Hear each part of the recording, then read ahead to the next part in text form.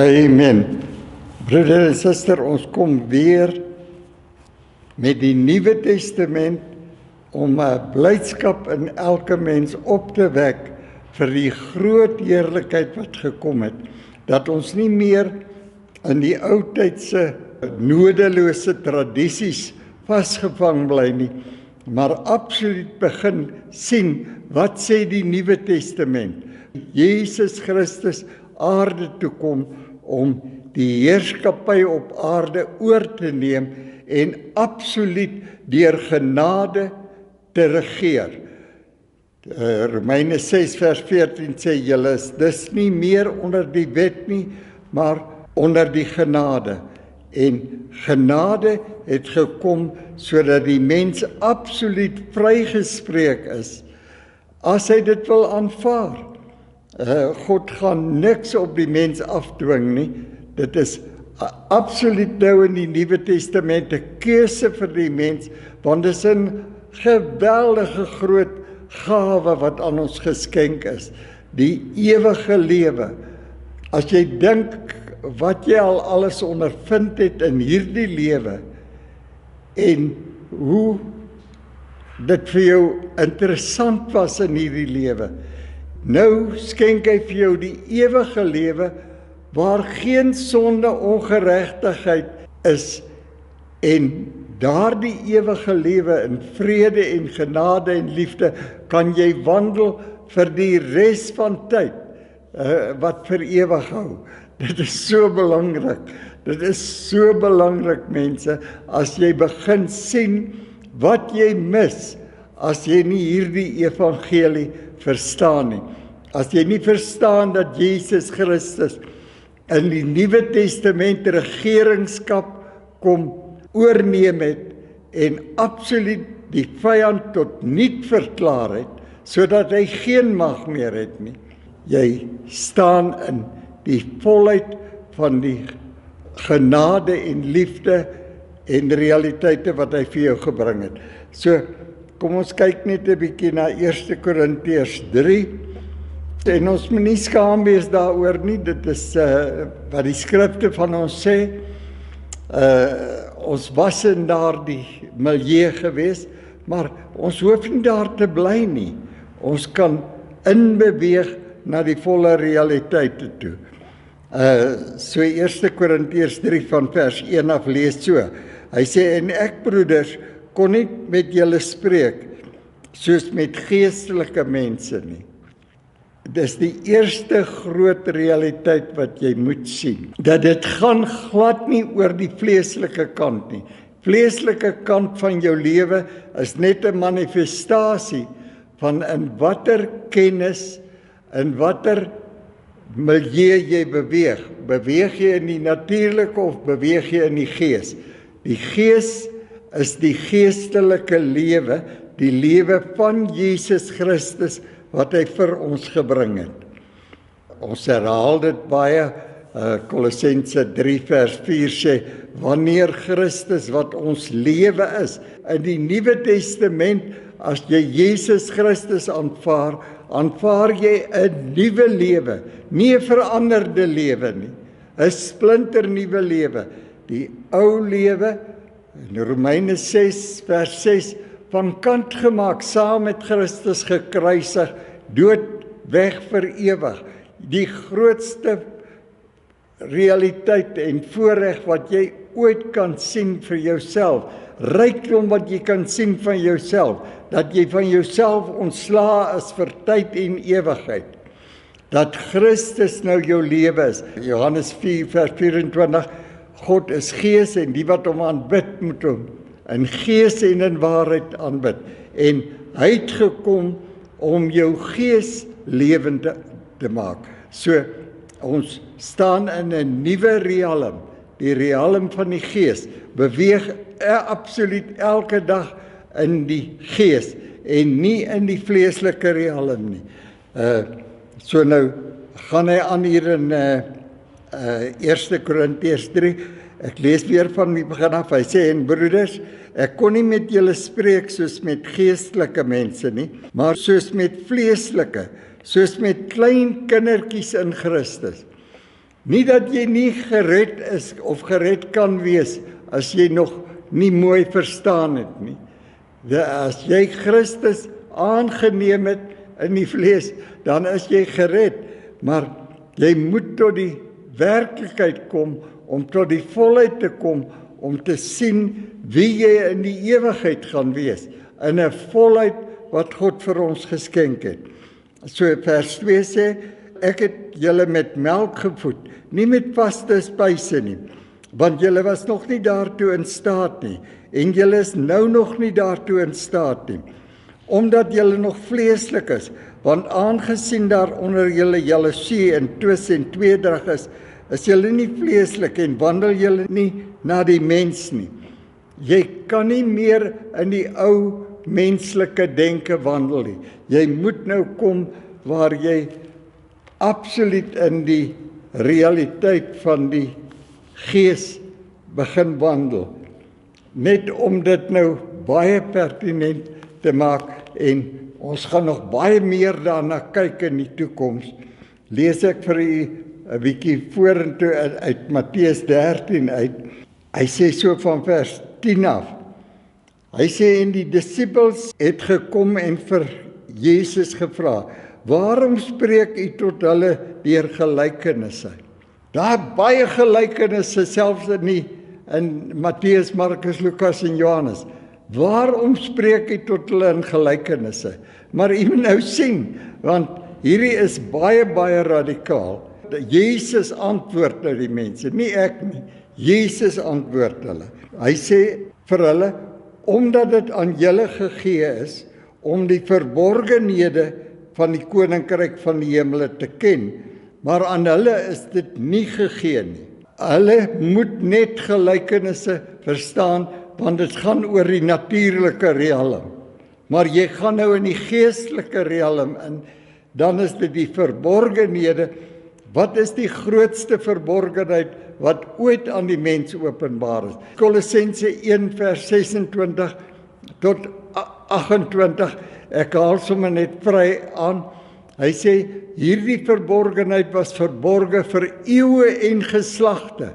Nie ek wat dit sê nie, die Bybel wat vir u sê, die verborgenheid, hierdie verborgenheid was vir eeue en geslagte verborge aan die mens. Maar is nou aan julle openbaar, naamlik Christus in julle, Christus jou lewe. En dan sê hy, hom verkondig ons, om elke mens volmaak in Christus voor te stel. Want as jy Jesus Christus aanneem, aanvaar jy 'n volmaakte geestelike realiteit. En dit is die verborgenheid wat oorgedra moet word aan die mens. Dat jy nie meer onder die wet is nie, maar jy's onder genade. Jy's onder die lewe van Jesus Christus. Jesus Christus jou lewe. En hoe meer jy toelaat, laat die skrifte jou denke vernuwe, om elke oomblik te besef, Jesus Christus nou my lewe, nie meer ek nie, Jesus Christus wat nou in en deur my lewe. En as jy dit nie toelaat nie, is dit onmoontlik vir jou om na die volmaaktheid te kyk. Die 28ste vers van Kolossense 1 sê byvoorbeeld, hom verkondig ons om elke mens volmaak in Christus voor te stel. Dat jy vir elke mens kan sê, as hy Jesus Christus aanvaar, as sy lewe, aanvaar jy die volle volmaaktheid. Nou ons weet dat die gelykenisse het gekom om die natuurlike mens wakker te maak vir die realiteit in die gees. So, dit gaan nie meer oor die gelykenisse. Matteus, Markus, Lukas, Johannes, nog Ou Testament is. Dis die oorgang van die Ou Testament na die Nuwe Testament. Jesus Christus was die Nuwe Testament, maar hy kom in hierdie boeke en hy bedien die mense met die wet. En dit is nou die Jode. Dit het niks met heidene te doen nie, want die heidene het nog geen wet ontvang nie. Hulle was nooit onder 'n wet gewees nie. En hy maak die wet baie strenger, sodat die Jode, sy uitverkore volk, kon sien dat hulle het 'n redder nodig. Hulle het absoluut 'n redder nodig. Hy bring hier die wettiese realiteite. Gaan weg van die gelykenisse na die verborgenhede. Luister net, ek lees nou weer van vers 10 af. Hy sê, en die disippels het gekom en vir hom gesê, waarom spreek jy tot hulle deur gelykenisse? Toe antwoord hy hulle, sê vir hulle, omdat dit aan julle gegee is, om die verborgenhede van die koninkryk van die hemele te ken, maar aan hulle is dit nie gegee nie. En dit is skrifgie wat mense baie aangehaal het in verband met finansies, het niks met finansies te doen nie, het met kennis te doen. Vers 12. Hy sê, want hy wat het, aan hom sal gegee word. Hy wat kennis het, hy wat diep in die skrifte inkyk, na die volmaakte wet van vryheid. Hy sal meer kry, maar hy wat dit nie het nie, van hom sal ook weggeneem word, dit wat hy het. En hy sal in oorvloed hê, maar hy wat nie het nie, van hom sal weggeneem word ook wat hy het. Daarom spreek ek tot hulle deur gelykenisse, omdat hulle terwyl hulle nie sien nie, en terwyl hulle hoor, nie hoor of verstaan nie. En aan hulle word die profesie van Jesaja vervul, wat sê, luister nou mooi, met die gehoor sal julle hoor en glad nie verstaan nie. En julle sal kyk en glad nie sien nie, want die hart van hierdie volk het stomp geword, en met die ore het hulle beswaarlik gehoor, en hulle oë het hulle toegesluit, sodat hulle nie miskien met die oë sou sien, en met die ore hoor, en met die hart verstaan, en hulle bekeer, en ek hulle genees nie. Kan jy dink, hoe verkondig ons hierdie woord, al vir jare, die woord van die Gees van God, wat nou jou kom lewend maak het, sodat jy 'n geeswese is, en nie meer 'n vleeswese nie. En solank jy dit nie verstaan nie, gaan jy al die tyd bly by gelykenisse, Matteus, Markus, Lukas, en jy gaan nie in die Nuwe Testament in wil kyk nie. Jy gaan nie kyk na Efesiërs 1, Kolossense 1, wat radikale verskille is, en wat vir jou lewe in oorvloed kan bring. Kan jy dink die vrede wat daar is, as die vors, die koning van vrede, gekom het om heerskappy oor te neem, om vir jou vrede te gee, om vir jou absoluut te laat verstaan, dat jy is vrygespreek deur dit wat hy kom doen het. Dit is so mooi as mens kyk byvoorbeeld na Romeine 6, vers 18 en vers 22, sommer in een hoofstuk, 2 keer, nou dat julle dus vrygespreek is. Waarvan is jy vrygespreek? Van die vleeslike riekalm, om 'n geeswese te word, sodat jy die volheid van hierdie God kan ontvang in jou. En daardie realiteit is dit wat dan beskryf word in 1 Korintiërs 1 vers 30. Jesus Christus het nou vir julle geword, die geeslewe. Hy het vir julle geword, die wysheid van God, die verlossing van God, die heiligheid van God, die geregtigheid van God, 'n absolute volmaaktheid vir jou geword. As jy dit kan aanvaar en toelaat dat die skrifte nou van die begin af jou verstand vernuwe, sodat jy kan inbeweeg in die volheid wat hierdie God vir jou gebring het. Jy sal nooit by 'n volheid uitkom, as jy nie elke letter van die Nuwe Testament sien en dit bevraagteken en dit beredeneer nie, sodat jy kan sien, is die skrif vir jou sê tot vandag toe, dan weet jy daardie skrif is geldig tot vandag toe. En As hy vir jou sê die Ou Testament is nou ongeldig, dan moet jy weet waarvan praat hy. Die Ou Testament was meerendeel 'n natuurlike wandeling, 'n natuurlike probleme wat opgelos was, maar die Nuwe Testament is 'n geeswandeling, 'n absolute realiteit waar jy elke oomblik in verhouding is met die werklike lewe, die geeslewe wat nou in jou woon. Jy is nou 'n geeswese en jy kan net 'n geeswese wees as Jesus Christus in sy volheid in jou woon. En dan begin jy lewe in hierdie realiteite en jy verstaan wat Paulus dan sê, dat ons soos klein kindertjies was en nie verstaan nie.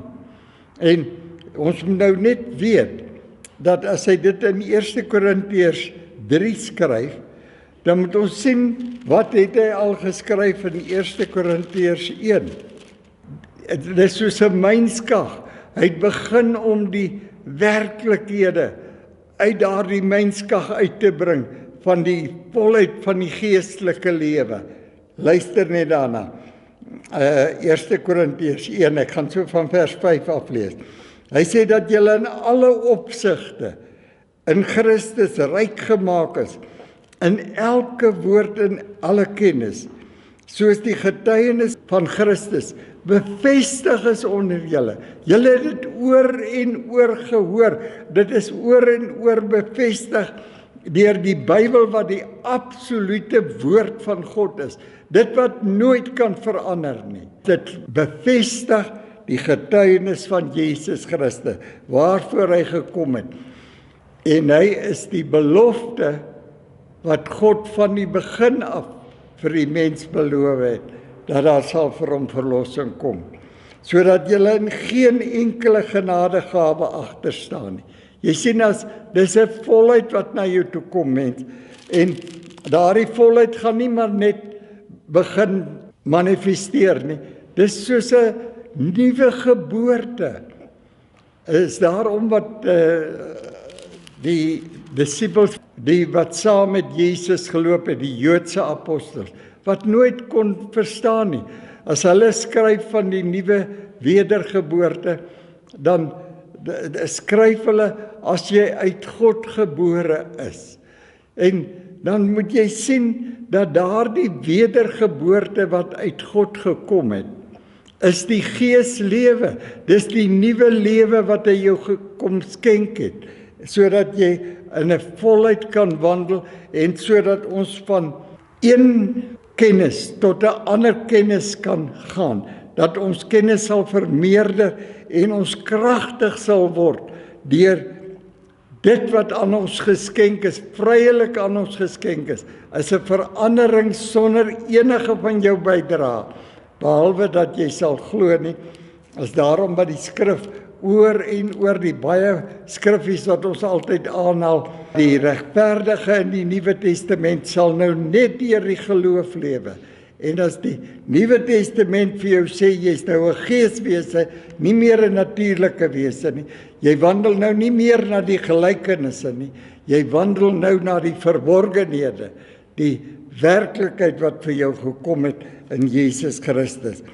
Hy sê sodat jy in geen enkele genadegawe agter staan nie, terwyl jy wag op die openbaring van Jesus Christus, die volle openbaring van dat hy wat eintlik God is, nou in jou kom woon het, wat jy ook sal bevestig tot die einde toe. Kan jy dink net daardie paar woorde wat jou sal bevestig tot die einde?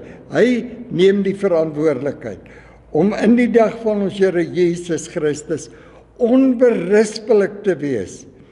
En dan sê hy in die 9de vers, God is getrou deur wie julle geroep is tot gemeenskap met sy seun Jesus Christus. Hy is getrou om jou in daardie volheid te hou en jou absoluut te versterk dag na dag, dat jy in daardie volheid sal bly en absoluut daarin sal groei en kragtig word. Luister net wat sê hy in Efesiërs 3 van vers 17 af. Hy sê sodat Christus deur die geloof wat jou lewe is, dat Christus wat jou lewe is, nou deur die geloof in julle harte kan woon. Julle wat in liefde gewortel en gegrond is. God is liefde. En dat jy in daardie liefde gewortel en gegrond sal wees. En julle in staat kan wees om saam met al die heiliges ten volle te begryp wat die breedte en lengte en diepte en hoogte is. En die liefde van Christus, die nuwe lewe wat vir jou gekom het, dat jy dit sal ken, en die liefde van Christus te ken, wat kennis oortref, al daardie ou kennis wat jy opgedoen het. Mense, dat ons nie in die nodelose tradisies van die voorvaders sal vasgevang bly nie, maar dat ons in sal beweeg in die realiteite van die Nuwe Testament en selfs as dit moontlik is, net uit die Nuwe Testament uit bedien. Die mensdom hier aan die volëinding van tyd kan verstaan wat vir hulle gekom het, sodat mense tot 'n volheid kan kom, dit wat God se plan was van die begin af, dat mense tot 'n volheid sal kom, want hy soek mense wat in 'n regeringskap kan staan in die alle ewigheid, en dit is daardie volheid wat hy absoluut verwag, wat hy vir die mens skenk. Kan jy dink, hy skenk dit eers vir die mens, dan verwag hy net dat jy dit sal aanvaar, sodat jy dit kan ervaar en daarin kan beweeg. Ek lees weer vir u van vers 19 af. Dit is nou van Efesiërs 3. Hy sê, en die liefde van Christus ken wat alle kennis oortref, totdat julle vervul kan word tot al die volheid van God. Kan jy dink dat dit die verwagting is van God, dat jy vervul sal word met homself tot die volheid van sy wese, en aan hom wat mag het om te doen ver bo alles wat julle dink of verwag, volgens die krag wat dan in ons gaan werk. As jy Jesus Christus aanvaar as jou lewe, dan is dit die volheid van Godheid wat in jou woon. Aan hom die heerlikheid in die gemeente, in Christus Jesus, deur alle geslagte tot in ewigheid. Amen.